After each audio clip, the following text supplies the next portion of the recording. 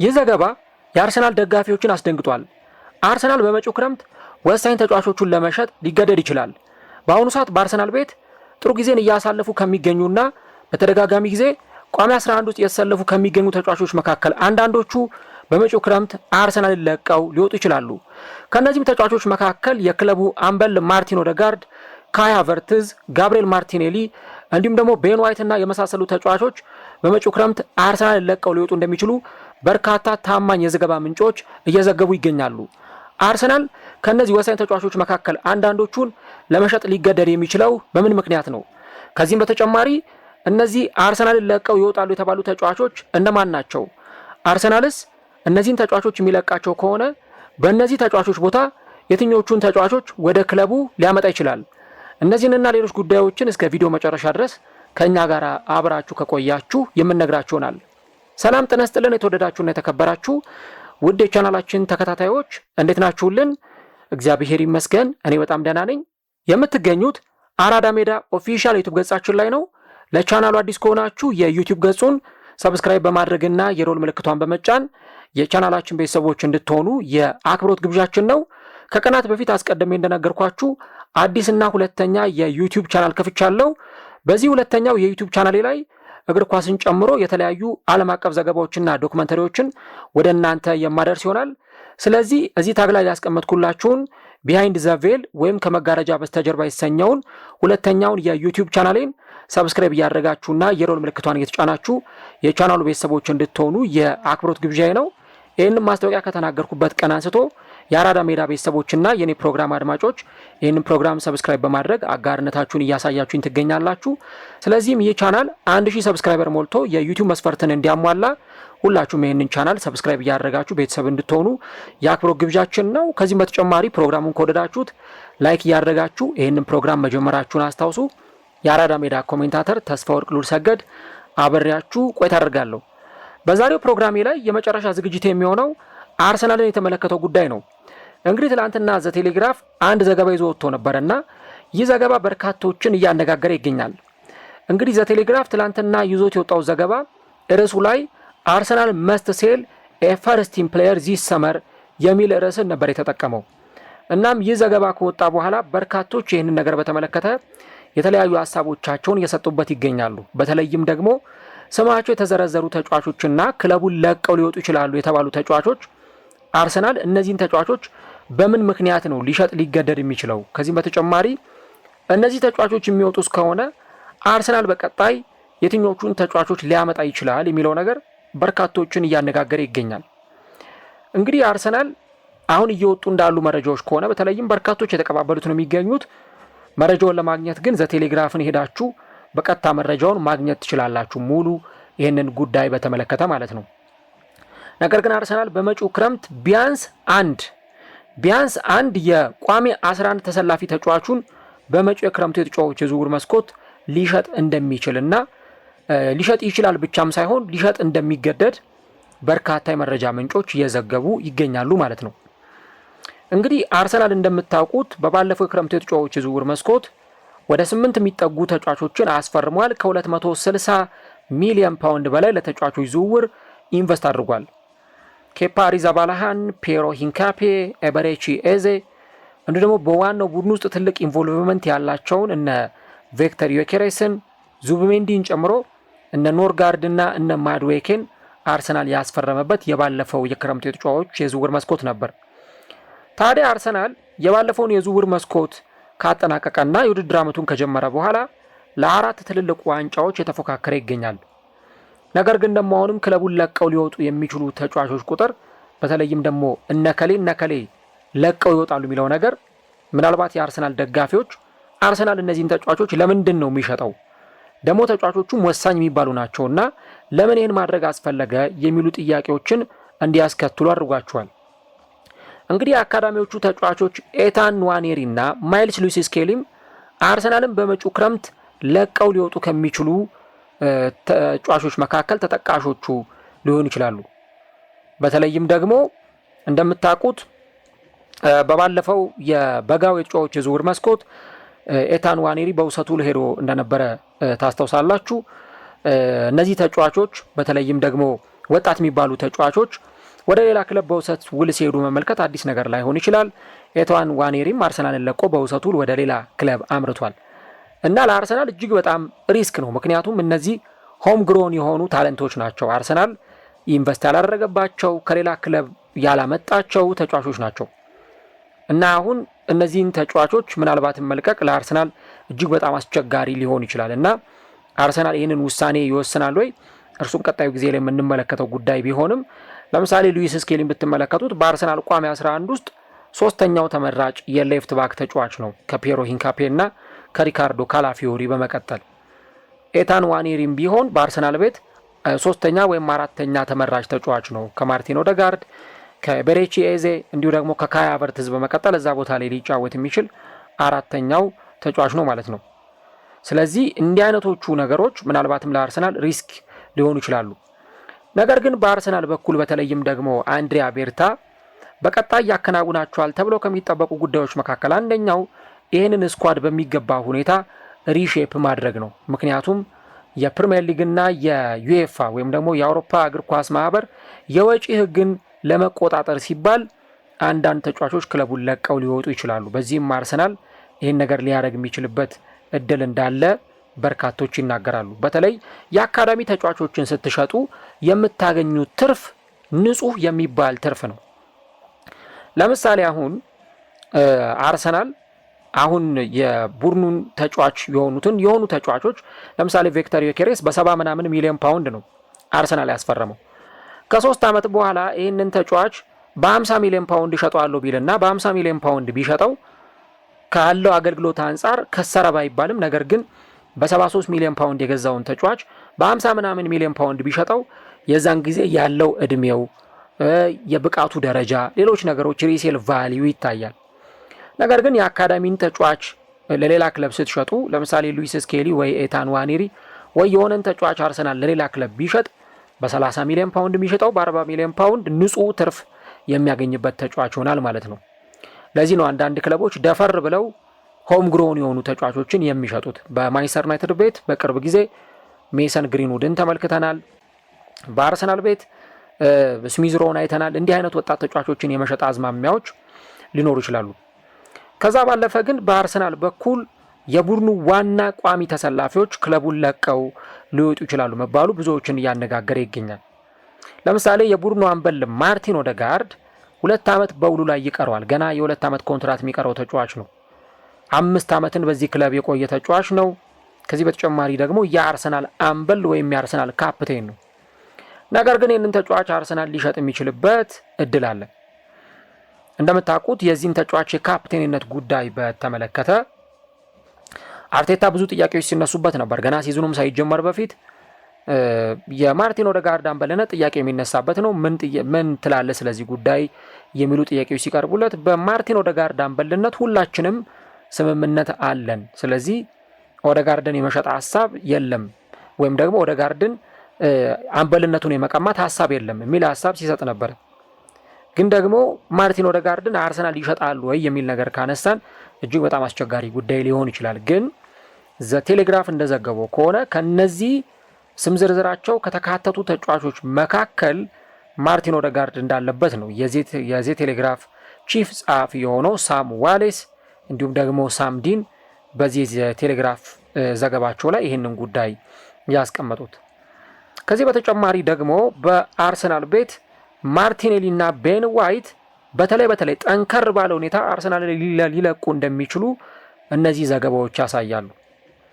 ማርቲኔሊ አርሰናልን የተቀላቀለው በ2019 በ7 ሚሊዮን ፓውንድ ነበረ እና አሁን አርሰናል ይህንን ተጫዋች ልሽጠው ብሎ ቢል በእርግጠኝነት ከ50-60 ሚሊዮን ፓውንድ በታች የሚለቀው ተጫዋች አይሆንም እና ከዚህ ተጫዋች የሚያገኘው ትርፍ ቀላል የሚባል አይደለም። ቤን ዋይትም እንደዚሁ አርሰናልን በተቀላቀለበት ጊዜ በ50 ሚሊዮን ፓውንድ ነበር የተቀላቀለውና ይህንንም ተጫዋች እንሽጠው ቢሉ በእርግጠኝነት ከዚህ ባነሰ ዋጋ ሊሸጡት እንደማይችሉ ግልጽ ነው። አሁን የእነዚህ ተጫዋቾች ጉዳይ ለምንድን ነው የሚሸጡት ብለን ካልን ያለውን የፕሮፊት የትርፍና የወጪ ገቢ ጉዳይ ባላንስ ከማድረግም ባሻገር በእነዚህ ተጫዋቾች ቦታ ሌሎች ተፎካካሪ ተጫዋቾች እየበዙ እየመጡ ነው። አሁን ቤን ዋይትን ብትመለከቱ መጀመሪያ በአርሰናል ሲጀምር የሴንተር ባክ ተጫዋች ሆኖ ነበረ። በኋላ ሳሊባ መጣ። ከሳሊባ መምጣት በኋላ ተጫዋቹ የራይት ባክ ተጫዋች ሆኖ ሲሰለፍ ነበር። አሁን ግን እንደምታዩት ነው ቲምበር በቦታው ላይ በጣም ጥሩ ፐርፎርማንስ እያሳየ ነው። ስለዚህ ቲምበርን ቤንች ማድረግ ለቤን ዋይት እጅግ በጣም አስቸጋሪ ሊሆን ይችላል። ማርቲኔሊም ቢሆን እድገቱ በሚፈለግበት ልክ በጣም ፈጣን አይደለም። አርሰናልን ከተቀላቀለበት ጊዜ ጀምሮ ያለው ፍጥነት በጣም ቀስ ቀስ እያለ ነው እየሄደ ያለው። ተጫዋቹ እንደሚጠበቅበት ደረጃ አይደለም የማርቲኔሊ የፍጥነት የእድገቱ ልክ። ማርቲኔሊ ልክ አርሰናልን ሲቀላቀል አሁንም ድረስ አንድ ተጫዋቹን በተመለከተ የሚነሳው ትልቁ ነጥብ ተጫዋቹ ፈጣን ተጫዋች ነው። የፌራሪ ፍጥነት እንዳለው እንደውም የቡድን ጓደኞቹ ይናገራሉ። እንደውም የሆነ አንድ የቪዲዮ ክሊፕ እየተመለከትኩኝ የአርሰናል ተጫዋቾች ወደ ልምምድ ማዕከላቸው እያቀኑ አንድ ጋዜጠኛ ጥያቄ ያቀርብላቸው ነበረ። ፈጣኑ ተጫዋች ማን ነው? አለባበስ የሚያምርበት ማን ነው?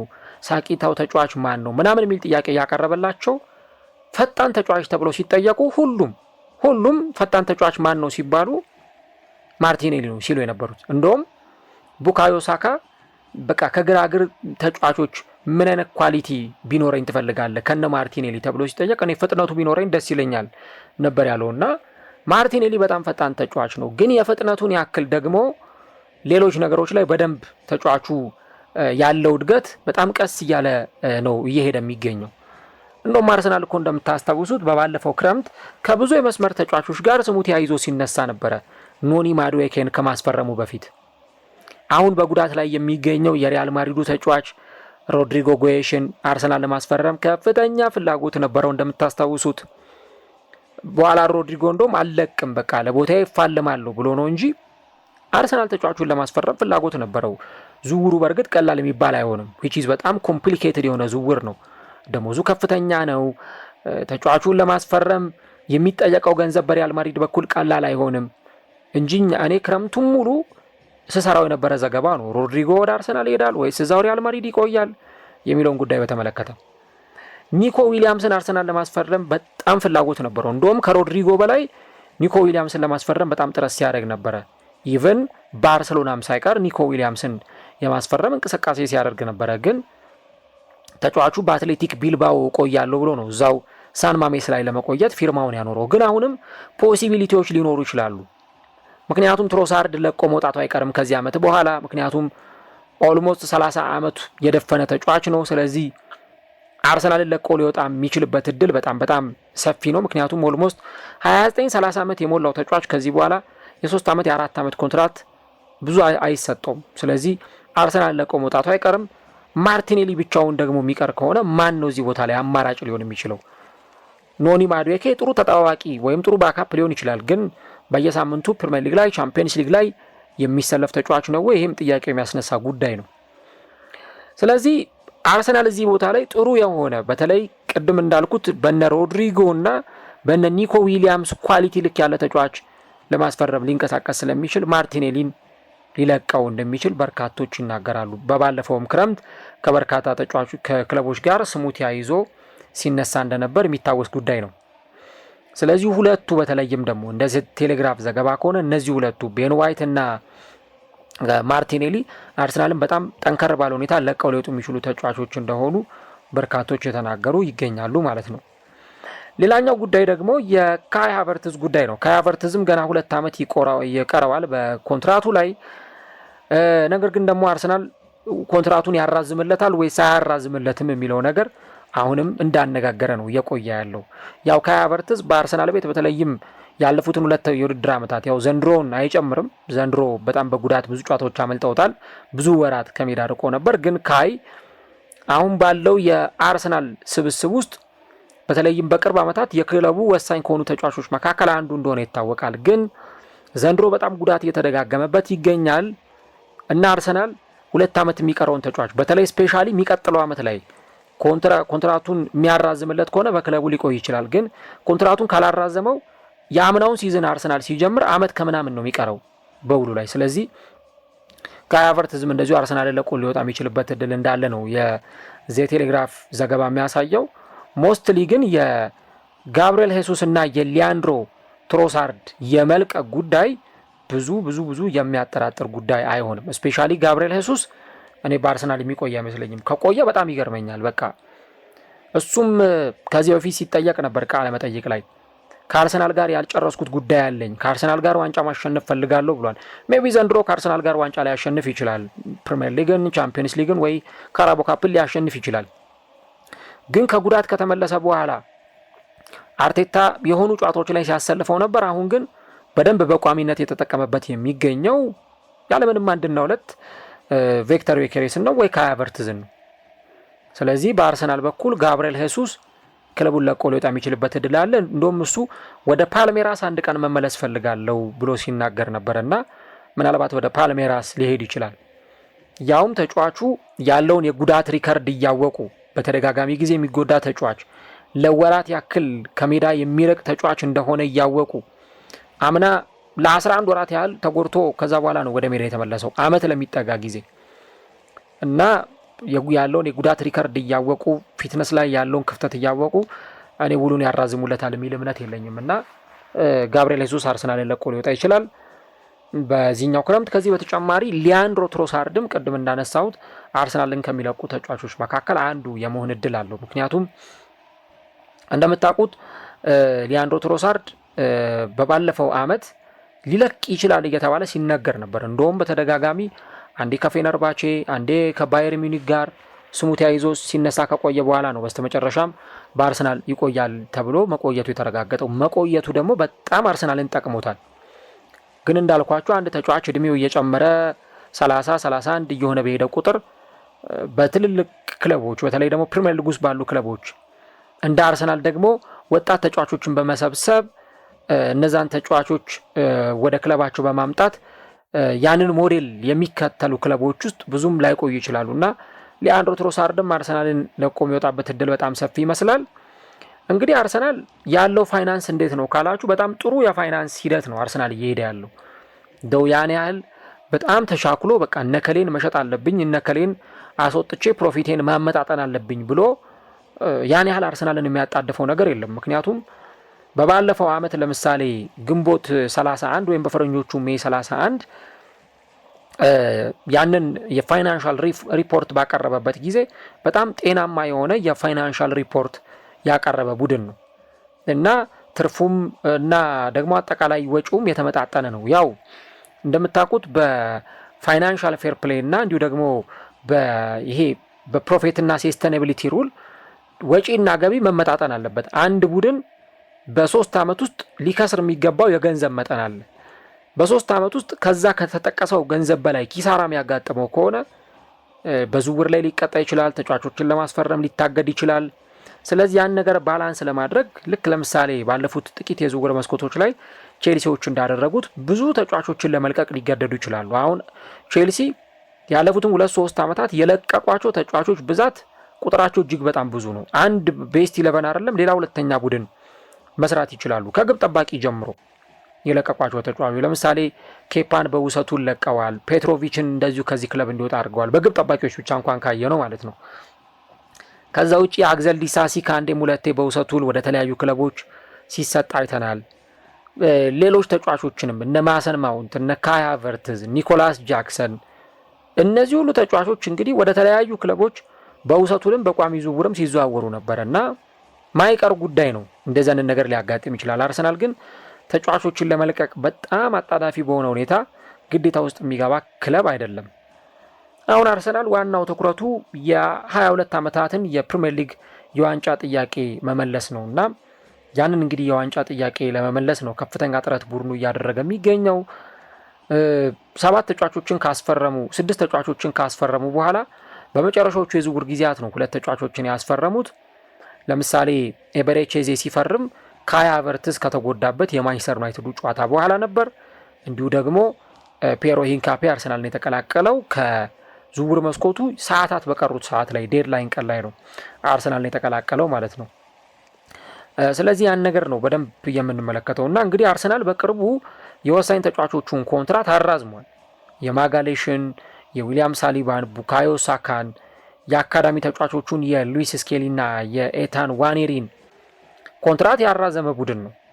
ከዛ ደግሞ እንደምታውቁት በአርሰናል በኩል በጣም ከፍተኛ በሆነ ሁኔታ የዌጅ ቢሉ ሊጨምር ይችላል። አሁን ቡካዮ ሳካ የአርሰናል ከፍተኛው ተከፋይ ነው። ወደ 300 ሺህ ምናምን ፓውንድ በሳምንት ይከፈለዋል እና እነዚህን ትልልቅ ተጫዋቾች የዌጅ ቢላቸው እየጨመረ በመጣ ቁጥር ለዛ ነገር ላለመዳረግ ቅድመ ጥንቃቄ ሊያደርጉ ይችላሉ ማለት ነው እና በአርሰናል የኮሜርሻል ሴክተር ወይም ደግሞ በንግድ እንቅስቃሴው ላይ አርሰናል በተለይም በፕሪሚየር ሊግ በቻምፒዮንስ ሊግ ባለው ትርፋማነት ምክንያት ጥሩ የሆነ የቢዝነስ ሞዴል ነው የተከተሉ የሚገኙት። እንደውም በቅርቡ የስታዲየም መግቢያ ትኬትን በተመለከተ አንዳንድ መረጃዎች ሲወጡ ስንመለከት ነበር እና በዚህም የውድድር ዓመት ምናልባት አርሰናል የውድድር ዓመቱ ሲጠናቀቅ ከ613.5 ሚሊዮን ፓውንድ ወደ 690.3 ሚሊዮን ፓውንድ የአርሰናል ረቨኑ ወይም ደግሞ የአርሰናል የገቢ መጠን ሊጨምር እንደሚችል እነዚህ ጉዳዮች ያሳያሉ። ግን ደግሞ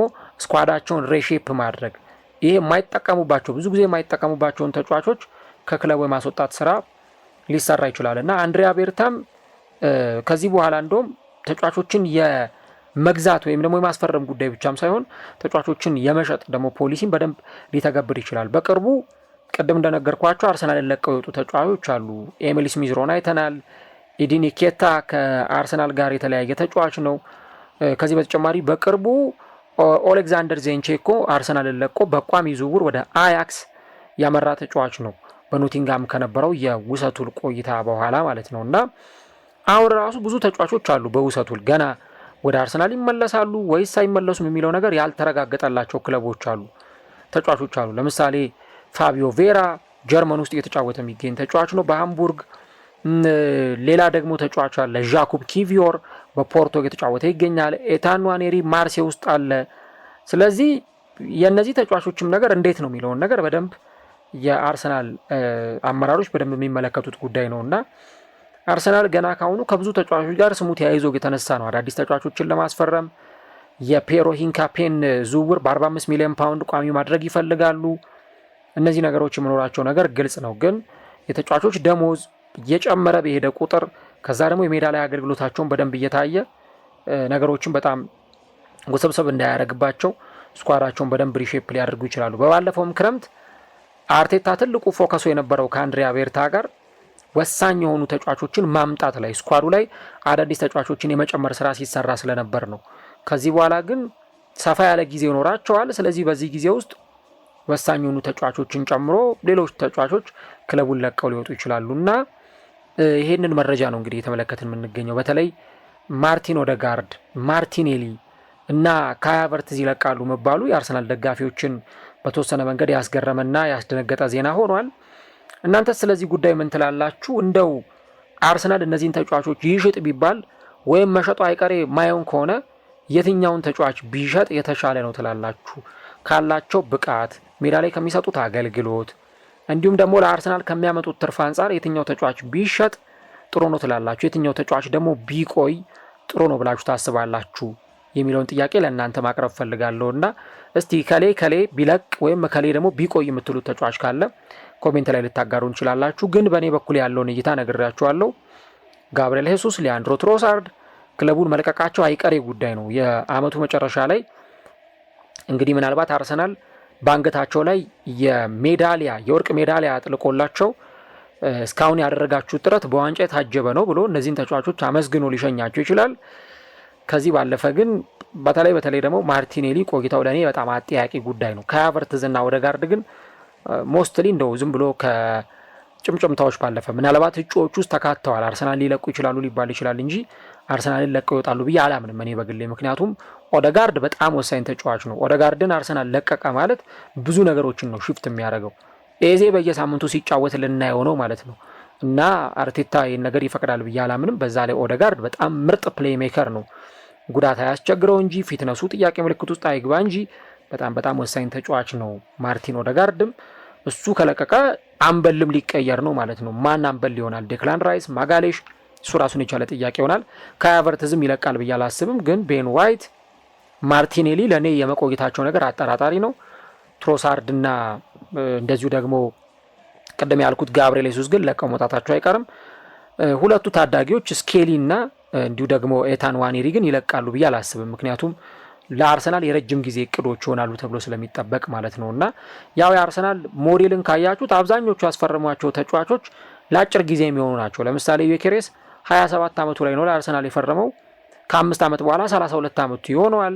እነዚሁ እንዲህ ምናምን እድሜያቸውን ስታዩት አብዛኞቹ ተጫዋቾች 24 25 ዓመታቸው ነው እና ከ4-5 ዓመት በኋላ እድሜያቸው እየገፋ የሚሄዱ ተጫዋቾች ናቸው። ስለዚህ እነ ስኬሊን እነ ዋኔሪድ ማቆየት ለአርሰናል እጅግ በጣም ወሳኝ ነገር ይሆናልና ያንን ለማለት ያክል ነው። እናንተስ የትኛው ተጫዋች ቢቆይ ትመርጣላችሁ? ኮሜንት ላይ ሀሳቦቻችሁን ጻፉልን።